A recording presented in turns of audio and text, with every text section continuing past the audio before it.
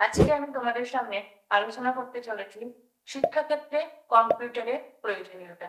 কিভাবে একজন শিক্ষার্থী কম্পিউটার শিক্ষা শিখে নিজের গুণগত মানকে বৃদ্ধি করতে পারবে, নিজেকে এই প্রতিযোগিতামূলক কর্মক্ষেত্রের মধ্যে প্রতিষ্ঠিত করতে পারবে, সে বিষয়ে আমি তোমাদেরকে আজকে বিস্তারিত আলোচনা করব। প্রথমে ধরে নেওয়া যাক, কম্পিউটার শিক্ষা লাভ করে একজন শিক্ষার্থী নিজের কি কি গুণগুলো বাড়াতে পারে বা নিজের কোন কোন দক্ষতা বৃদ্ধি করতে পারে। একজন শিক্ষার্থী কম্পিউটার শিক্ষা লাভ করে সমস্যা সমাধানমূলক দক্ষতা, চিন্তা করার দক্ষতা, বর্তমান বিভিন্ন সমস্যার সঙ্গে সমাধান করে সেই সমস্যাগুলোকে মোকাবিলা করার দক্ষতা কিন্তু একজন শিক্ষার্থী কম্পিউটার শিক্ষার মাধ্যমে করতে পারে। একজন শিক্ষার্থী কম্পিউটার শিখে কম্পিউটারকে যদি সঠিকভাবে পরিচালনা করতে পারে, তাহলে তার নিজের কার্যক্ষমতা অনেক গুণ বৃদ্ধি পেয়ে থাকে। এই